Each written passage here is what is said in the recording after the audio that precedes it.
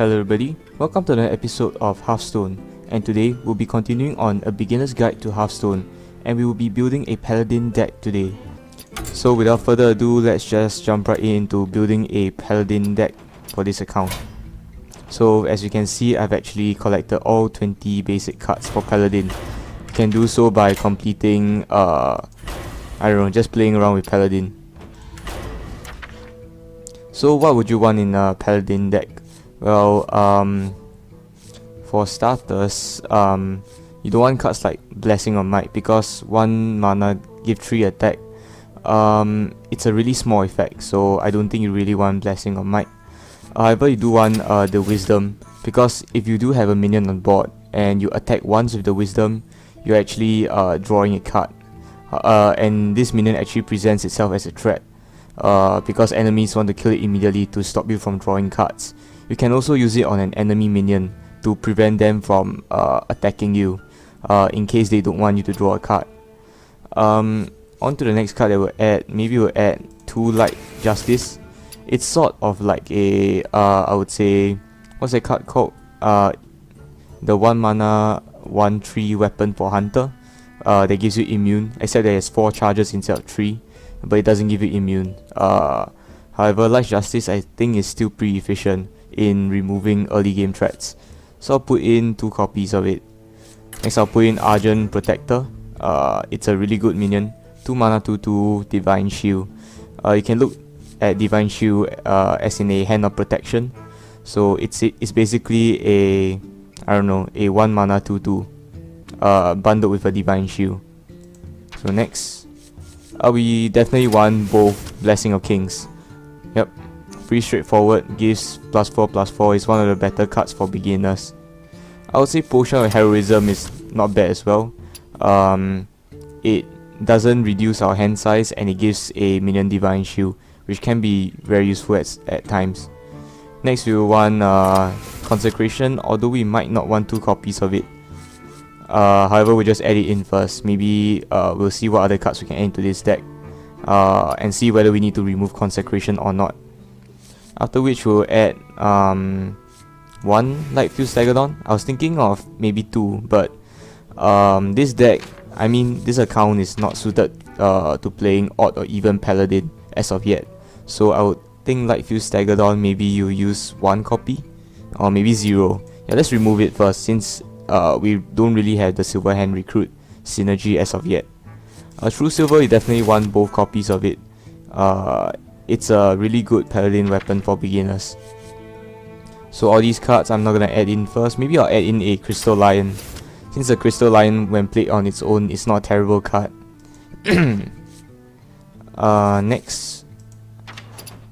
Alright, we're lacking in 3 drops here. So when you build a deck, you usually want to look out for your curve. You want to make sure, for beginners at least, you want to make sure that curve is smooth, so that you sort of get a card to play at every turn. So let's say you won't consistently draw a 9 cost at the start of the game, or you won't consistently draw a 1 or 2 cost towards the end of the game. So building a deck with a, I would say, balanced mana curve is very important for a beginner deck, because you do not have much synergy as of yet, and I would say the mana curve is pretty important for you right now. So I think 1 card we can add in is the Archer's Veteran. It's a pretty efficient minion, 1 mana 2/1, gain 1 attack for a minion. It's sort of like a Shattered Sun Cleric, but it's a smaller version, but I think it's still pretty good. So we want double Ooze. Ooze is a really good card. Plated Beetle, I have to think about it. As for our 3 costs, let me look at all the 3 costs before I come to a decision. We definitely want double Shattered Sun. It's a really good minion. The next card that we want in our deck, which is 3 costs, as you can see, what I'm trying to do now is that I'm trying to flatten, quote unquote, flatten out my 3 curve, so that its height is around the same as the 2 and 4. So let's see over here. Maybe want a Tar Creeper. Tar Creeper is really good. It's a really good taunt minion to stop aggro. Maybe the other card that we want would be Acolyte. Yep, like I said, Acolyte. For beginner, your opponents are gonna be beginners. So they might trade cards into Acolyte and draw you extra cards, which is really good. You know what? I think a Black Walk wouldn't be too bad over here, because Black Walk is a 3 mana 3/4 with a sort of an upside. It can be played as a quote-unquote 7 cost with 2 times 0 power. So I think I'll add in maybe 2 copies of it. Next. So all these maybe I'll consider adding in a Razor Fan Hunter. But yep. Alright, 4 costs, I think we basically have quite enough of 4 costs. Although a Yeti and I would say a Gnomish wouldn't go wrong in this deck. Additionally, a Spellbreaker can never go wrong. Like I said, a Spellbreaker is a silence, and silence is typically gains you or loses the enemy more than 1 mana worth of value. So I'd say that Spellbreaker is a pretty efficient minion. We definitely want a Bitter type. Bitter type 5 mana 8/8. It's an insane minion. Provided you don't take too much face damage.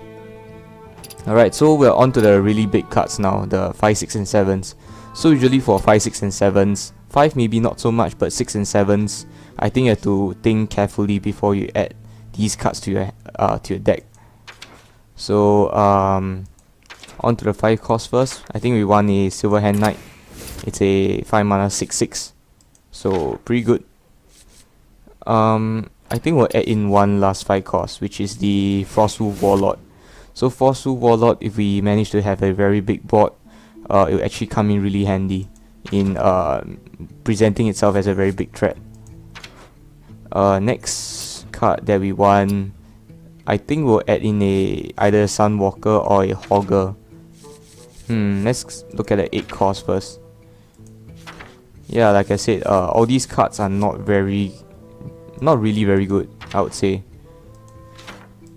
Yep, they are all not very good. So I think I'll add in both a Hogger and a Sunwalker.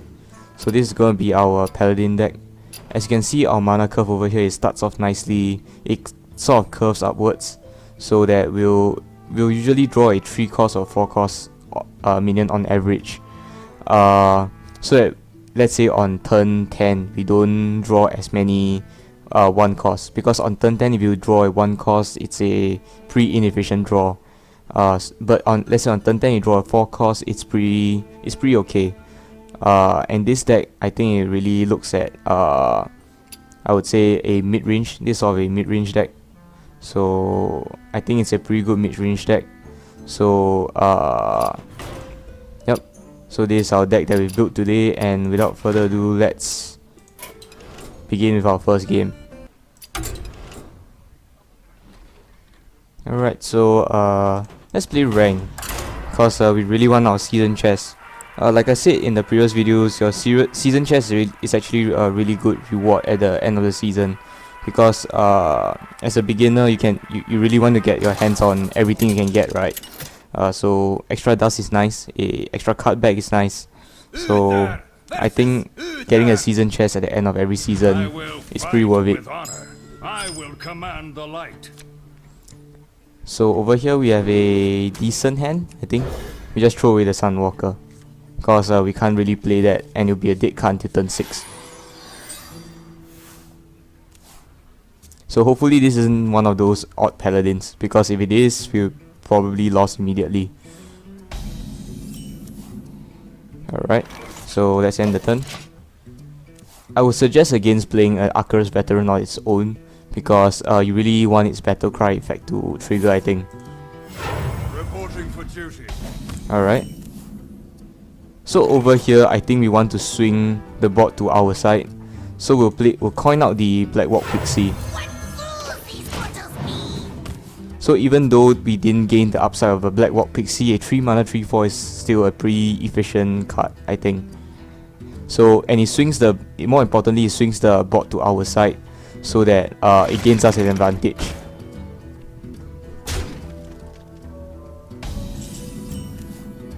Alright, in this case, we'll play another Black Walk Pixie, because we're gonna trade in the Harvest Golem.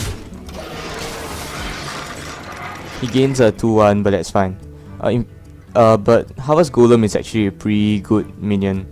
Yeah, because the thing about Harvest Golem is that you have to kill it twice. So, and it's not fun to kill something twice. Yep. I mean, look at the case of Ken. Yeah, you don't want to kill that thing twice. Reporting for duty. Alright, so he plays an interesting turn, I think. But in this case, we'll just use Blessing of Kings. So a lot of people talk about board control, you know, whatever. But I think in this case, we'll skip on trading in the Silver Hand recruits. Okay, maybe, yeah, we'll just skip on trading. Because let's say we trade the 3-2 into one of the Silver Hand recruits, this one will just die next turn. And let's say we trade this we're losing out on 7 face damage. So that's not worth it as well. I think the more rational thing to do is to hit face. So as a beginner, you don't always look at board control, I think. Sometimes you just want to push face damage. Ready, sir. Avenging Wrath. Very interesting card to put in a deck.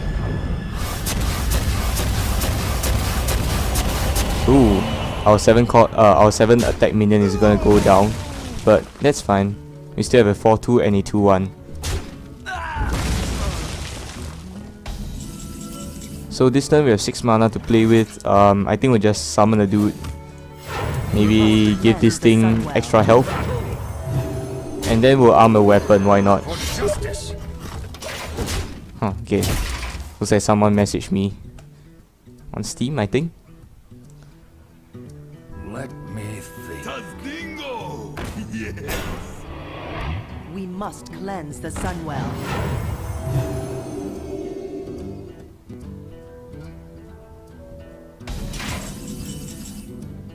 Okay, looks like a... Oh, by the way, I missed out on a bit of thing just now because I was checking my Steam. But it's fine. We'll play a Consecration. I mean, do we have lethal here? We play Consecration, we Archer's Veteran hit this. Yep, I think we're lethal. Speak your piece. Push forward. And we win. As you can see, knowing when to push face damage is actually very important. Because, I mean, a lot of people talk about board control in Hearthstone, but sometimes you just want to push face damage to pressurize the enemy.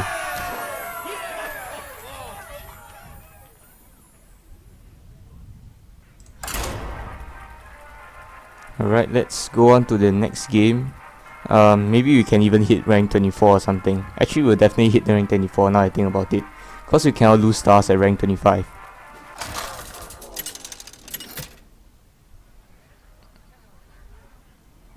Uther versus Jaina. You asked for it. I will fight with honor. Alright, so this is honestly a pretty terrible hand. Why I say this is a terrible hand? Because we have 2 4-costs in our hand, which we cannot play from turn 1 to 4. Additionally, we don't have the coin, so that makes it harder to coin out, let's say, the Gnomish Inventor. Additionally, with 2 buff cards in our hand, and we don't have a minion on the board, it's pretty terrible. So I think we're gonna mulligan all of this away. Yep.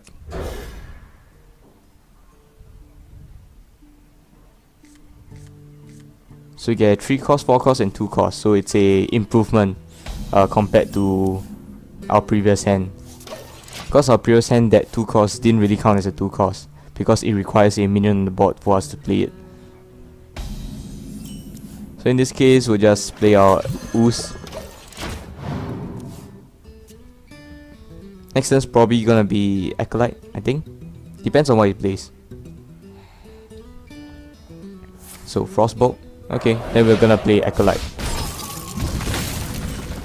We don't, it may seem obvious, but I'll say it. We don't want to play Shattered Sun Cleric because the battle cry is actually very valuable. We do not want to play Shattered Sun Cleric as a 3 mana 3-2. I think we could potentially Blessing of Kings our Acolyte Pain next turn, because Blessing of Kings this actually gains a lot of value because it allows us to push this to 7 health, and a 7 health Acolyte Pain actually allows us to draw a lot more cards. So hopefully that isn't a counter spell, and we'll try Blessing of Kings. So it's a counter spell, in which we're really sad, but it happens. At least we both sort of lost out on a turn and a card, so I guess it's not that bad. So he's just gonna draw us a card, it looks like, which is very interesting. Coin, okay, and a secret. So I have no idea what the secret is, but let's just Shattered Sun Cleric it. So it looks like nothing happened. It might be another counter spell. In this case, it's Ice Barrier. Okay. So it looks like some form of a secret mage, except that it plays defensive secrets, and possibly without the synergy cards such as Kirintor Mage. Frost Nova, and pings our Acolyte again. It's a very interesting play. One reason, I mean, it could be possible that she's trying to look for a Blizzard next turn. In which case we'll play Hogger. I think it's safe to play Hogger, because Blizzard deals 2 damage only, and even though this thing gets killed, I think it's fine. We could buff Hogger up with the Blessing of Kings, so that he survives. So he draws us another card. So like I said, Acolyte is actually a pretty good card for beginners, because honestly most beginners have no idea what they're doing. So this guy just drew us like what, 3 cards or something. For justice. So yep. So unless he plays something like a Flame Strike, I think we're pretty safe. Oh, Fireball. Okay, so he finally removes Hogger. Mirror Image, that's fine. And he pings our Silverhand Recruit. So it might look tempting to Consecration here, but I think there's really no point. You can really save up Consecration for something, for a situation that's more threatening. So I think we'll skip out on the Consecration here. We'll play a Tar Creeper. And perhaps we potion this. We get a Sunwalker and we hit this in. Alright, so the mage has a choice between popping this Divine Shield and hitting the Silverhand Recruit. Honestly, I think the mage will go for the Divine Shield, and yep, and we can play our Crystal Lion for the cheap next turn, unless she manages to remove this Silverhand Recruit, which is possible as well. So it plays 2 secrets, and I got a feeling one of it is Mirror Image, so I'll play a Argent Protector first to be safe. So it's a Frozen Clone. Okay. And the other isn't a what's that called? Mirror Image. That's fine. So we'll play a Hero Power and a Crystal Lion. Oh, Vaporize. So okay, the reason why I chose no to hit first was precisely because of Vaporize. I would rather no get hit, because no has an effective stats of 2-2 compared to Tar Creeper, which you could say has a 3-5 over stats, and you obviously trade a 2-2 and not a 3-5 into the mage's face. So we will polymorph our Crystal Lion, that's fine. Plated Beetle. It looks like some form of a Control Secret Mage. Alright, so gives it Divine Shield, that's fine. So over here, let me think about this. Is this good enough to consecrate? I think it is. So we will hit this and this in.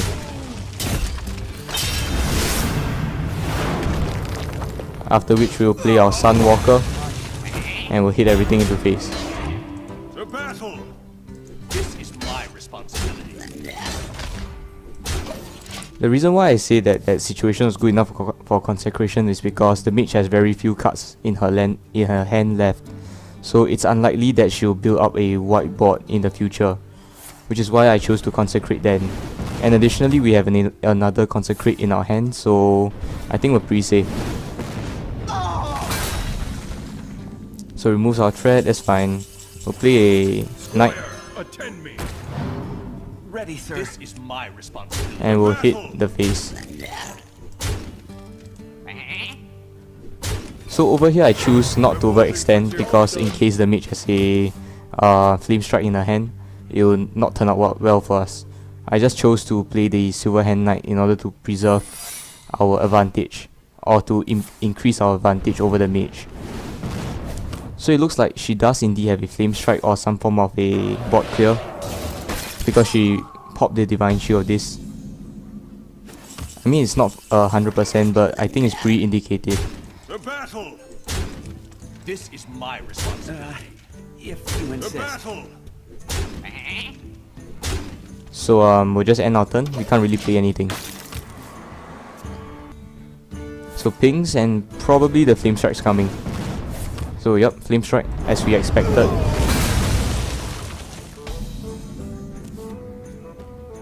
So in this case it might be mirror entity, so we'll play a weak minion first. In order to do that, we'll summon a silver hand recruit, because we still don't want to miss out the battle cry in this.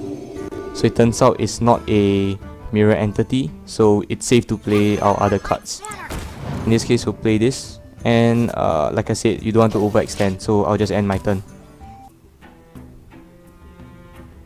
Frostlit Jaina. So it's an elemental mage, and we possibly lost, I think, but it's fine. Let me think about this. I think I'll silence this first in order to prevent her from getting too much health. Oh, the silence doesn't work apparently. What a bother. To battle! Interesting, the silence doesn't work. So is this a permanent effect? I think it is. Okay, so new learning point. Apparently don't silence the enemy's water elemental if he has lifesteal. But never mind. It's a learning point for all of us. Blizzard. So it takes 2 damage to our face for the Bittertide Hydra.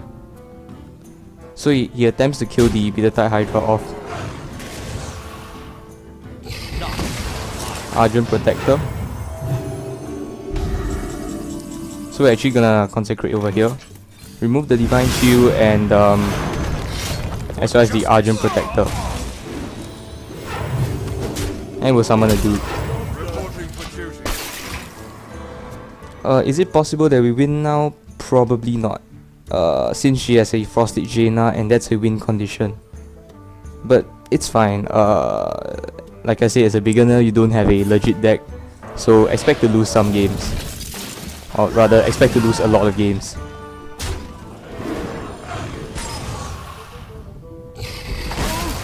Stonehill. So it essentially blocks her face for 4 damage.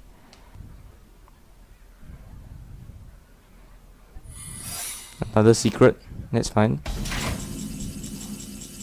In this case, we will shatter. We must cleanse the Sunwell. I think we'll shatter this.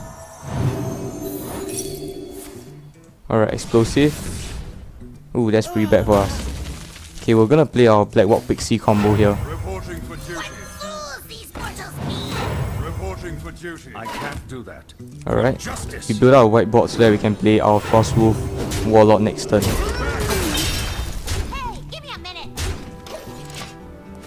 Next turn's probably gonna be Frostwolf Warlord through silver. Wonder where our what's that card called? Blessing of Kings is. The other copy.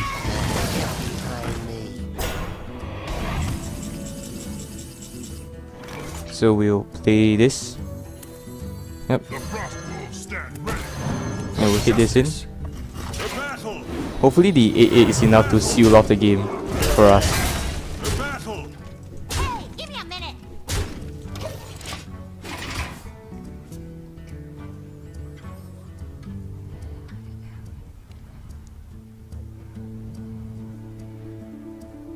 Oh, polymorph. That's really bad for us.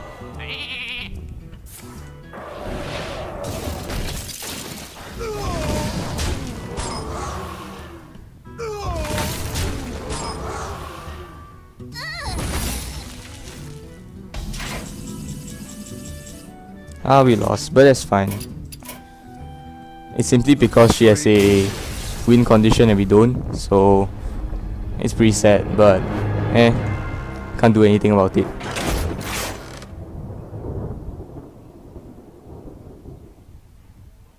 Alright, so we won one, we lost one, that's fine. We'll just proceed on to the next match.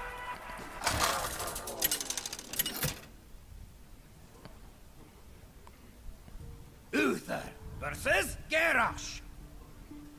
Victory or death. I will fight with honor. So in this case, like I said just now, it's a pretty bad starting hand cause number one, we don't have the coin, number two, without the coin, and we have to wait around 4 turns to play anything at all. So we'll just mulligan everything away. We get a 3, we get a 3, and we get a 1. But the 1 mana, the 1 drop is actually a pretty nice 1 drop. So I think still a pretty good hand. Oh, we do get a bitter type, which is pretty awesome. So in this case, I didn't choose to hit the face. In one of the previous games, I think it's the first game, I chose to hit the enemy's face because the enemy was low on health and that 1 damage actually mattered. But in this case, I don't think it matters. Looks like the warrior is a taunt warrior, so we may not win this one again. Chooses to armor up. Okay, fair enough. So we'll Arcus Veteran this, and we'll play a dude. So hopefully this is a budget player. If not, it's pretty bad for us. Alright, so Stonehill Defender.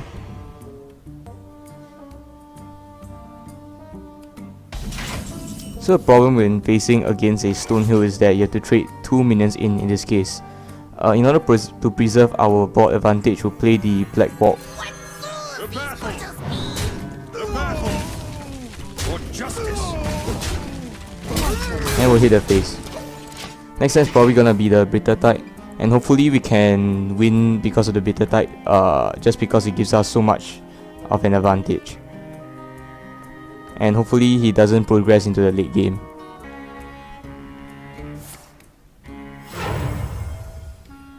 Coins into a Direhorn Hatchling. Alright. So with this we'll play the Bitter type. We don't want to trade anything in because trading would not accomplish much. In fact, it will kill this off, it'll kill this off. Oh no, sorry, it'll almost kill this off, it'll kill this off, and we have to hit our face into 3 damage, which I don't think is very worth it. Yep, so I'll end the turn.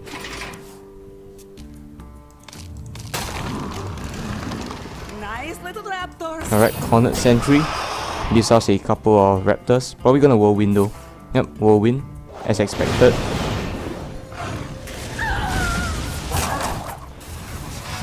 Armors up. Interesting. So in this case, Consecration I think wouldn't be too bad of a choice. Actually, it's pretty bad because it's a very inflexible move. So I think the best thing to do is Tar Creeper into Acolyte and trade in the 2/5. Yep.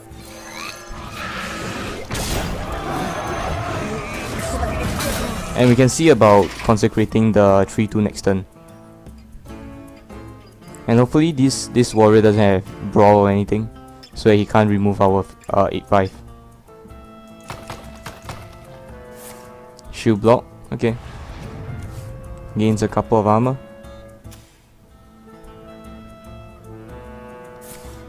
Armor up.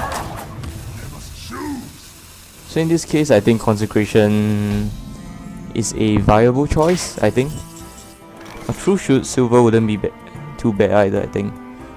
True Silver into a Silver Hand Recruit, yep. Yeah, I think that's the way to go. For justice.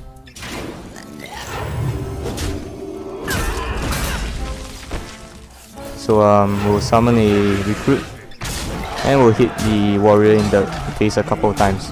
Hopefully that's enough for him to go down. If not, we're progressing into the late game, and into the late game he actually has a significant advantage over us in terms of hand size as well as his win condition. So it might end up like the mage game, the last game. What now? Alright, so he does have a brawl. So hopefully our recruit doesn't survive. Alright, so at least this is not the worst thing to happen. Armor up. We might play our Black Walk PC combo here. I think we will. But first let's draw a card, since this combo takes 7 mana, not 8. Spellbreaker, that's a pretty fine card. Oops, almost messed it up.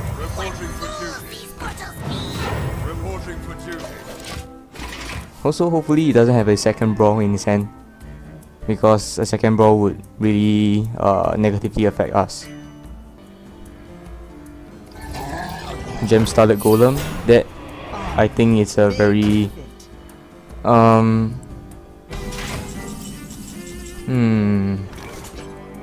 let me think of how to remove that.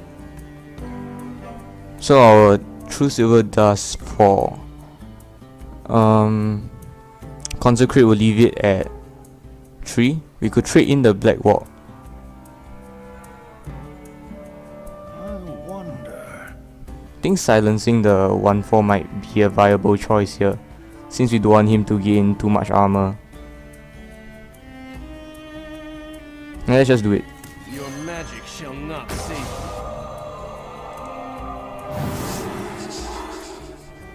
After which we'll consecrate.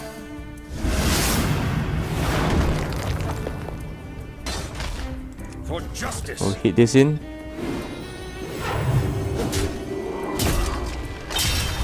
Then we'll hit Must move quickly. this in. This into this. The battle. This into this. The battle. And we'll take our Light Justice out.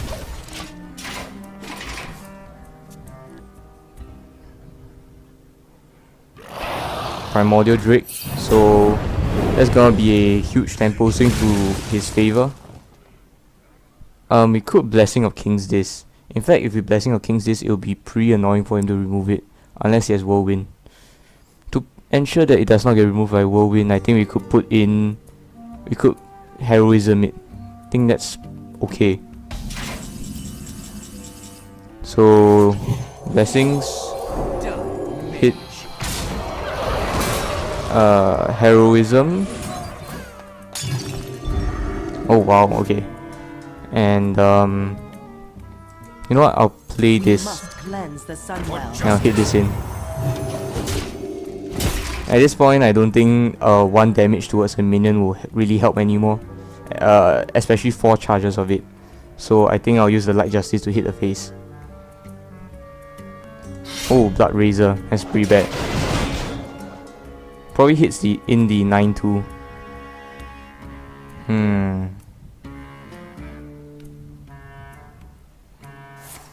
Whirlwind.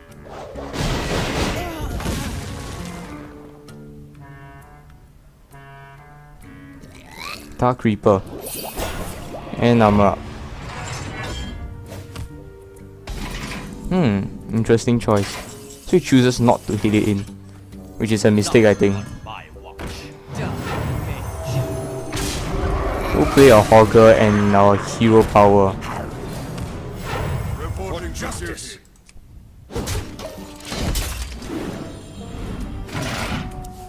So with the Taunt, I think he's forced to hit the no, unless he has some way of getting around the Taunt. So our 9-1's gonna live for now. Oh, execute. That's a pretty bad use of execute. So at least we force him to take a desperate measure.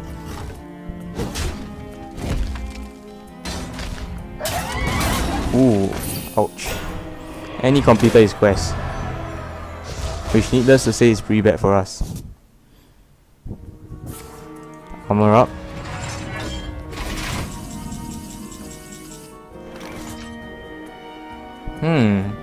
We might save the acidic till next turn. Reporting for duty. I think the warlord's more important. Yep, I think the warlord's more important. The frost wolves stand ready. So I end the turn here. So next turn probably hit this in, raises, and plays his reward and hits one of these 3 minions. So yep, as I expected. So clears the board. Oh, he has another execute. Yep, he does. Executes. Probably hits in Hogger. Yep. Armors up and plays his reward. Hopefully he hits this. It'll be pretty funny. Oh, he hits our face. Alright, so we'll ooze his weapon. I mean, at this point, it doesn't matter what we do anymore, I think. Yep, let's just concede. Victory. So, looks like we've run into some pretty high level people, so it's a shame. Although I have to say that their decks are still not complete, but it's still a pretty... I mean, they do have a win condition, and our Paladin deck we're basically building a Zoo deck. Unlike our Hunter deck, which actually has a win condition, our Paladin deck doesn't. So this explains why we are not able to win the last 2 games. So yep, it's fine that we lost the last game though. But let's continue with the next match.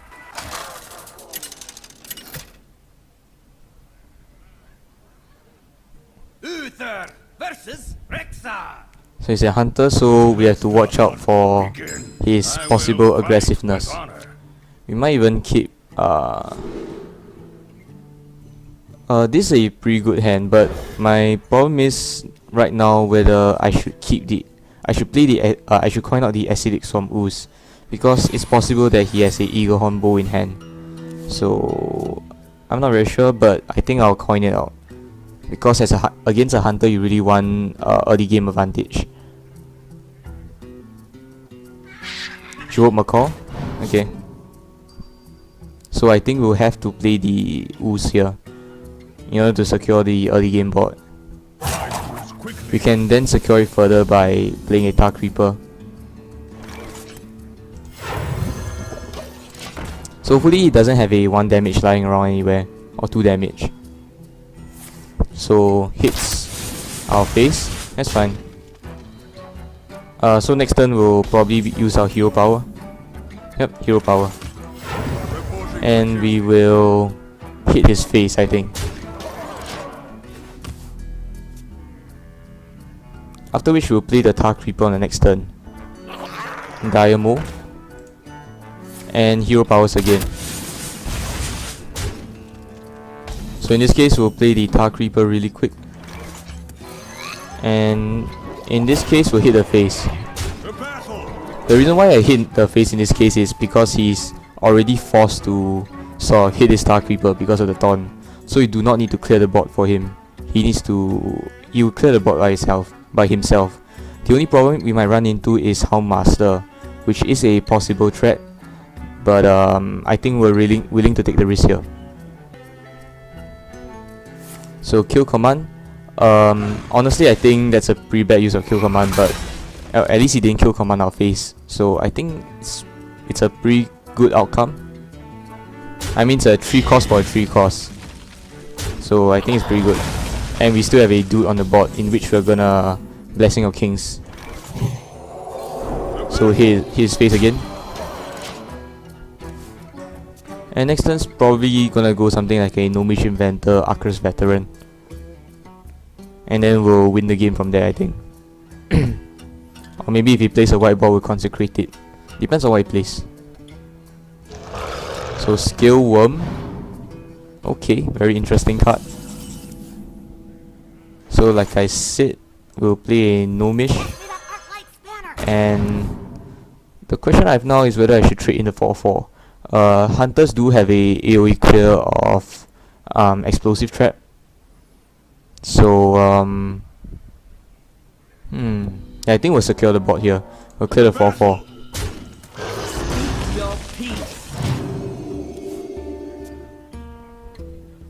We'll take the risk of Explosive Trap. Right, Tundra Rhino.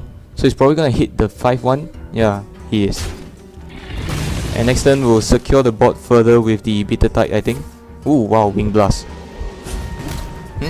Interesting turn of events, but I think we still have the upper hand here because we have the Bitter Tide Hydra. Next turn's probably gonna go something like the Hero Power, Black Walk Hero Power. And then we'll play the Frost Wolf on the following turn. Ooh, nice. That's a really good outcome. Bear Shock. So I think we're just gonna leave that alone. I mean 8 damage is too good to pass up, I think. So we'll continue with our original plan. What fools these mortals be! Anyway, like I said, he'll desperately try to clear the 8-8 for us. There's no need for us to clear the 4-3 for him. So yep. So which is why I hit it in the face. Tackling. Might get taunt. Oh, Wind Fury. Interesting choice. If yes, Houndmaster. Oh wow, Houndmaster. But in this case, yep, we still have lethal. Next turn. Regardless of what he does. So we win. Well played. So as you can see, Spellbreaker really helped here.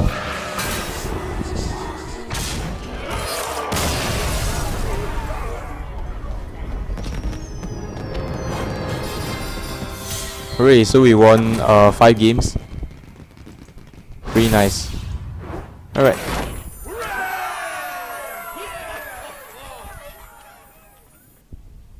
Alright, so on to the next game.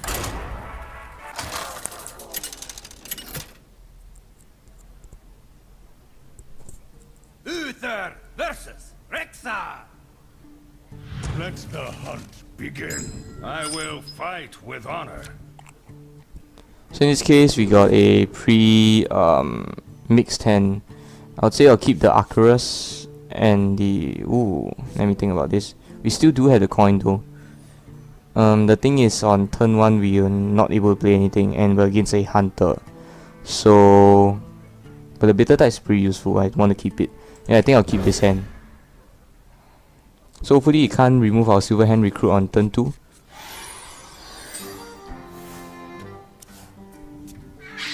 Jewel Macaw. We may be forced to play the Arcturus here. Yeah, I think we're forced to play the Arcturus. Okay, so the reason why I play the Arcturus is because even though I lose out on the Battle Cry, but I think securing the board in this scenario is more important. So I can see I have a dude on the board, he has nothing. So I would say the Arcturus is a forced move, but then it's a move we needed to take. So even though we had 4 damage deficit in health, we have a more stable board state. So that's, I would say, it's a pretty good trade. Staggered on, alright. So we'll play our True Silver. Heal up a bit, clear his minions. And we'll hit the face with the Shattered Sign Cleric. So next is probably gonna be the Bitter Tide. Unless he plays a threat in which we can Argent Protected this to trade. So Jewel Macaw, might play a Houndmaster or something. Ooh, Dire Frenzy.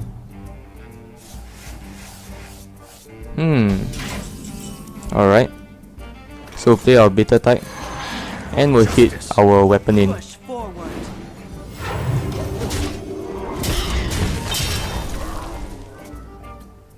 So as far as I know, Hunter doesn't really have a heart removal.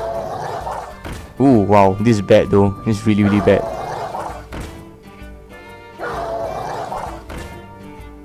At least he hits only 2 into the Bitter type, not all 3.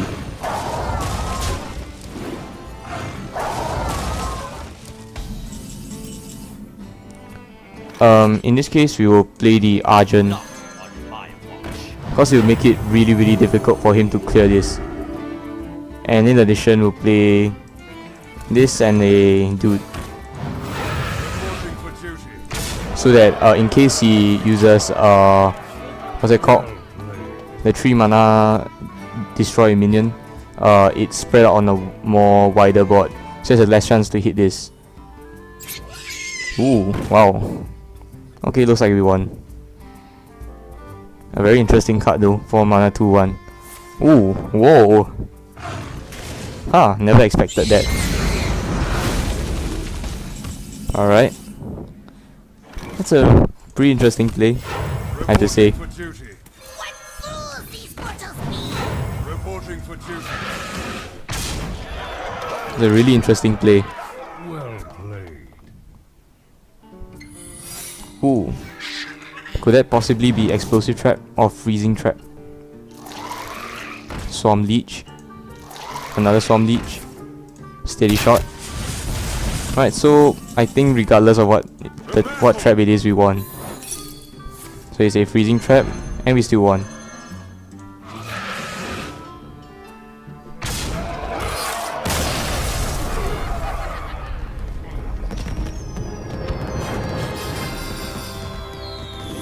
So we got promoted to rank 24. And we upgraded our chest. And we earned 10 gold. That's pretty good. So all in all, we won 3, we lost 2. That's a pretty okay win rate for a beginner deck. So this is the end of the video, guys, and I hope you learned something from this guide to Paladin. And I hope you see you in the next Hearthstone video. Take care, goodbye.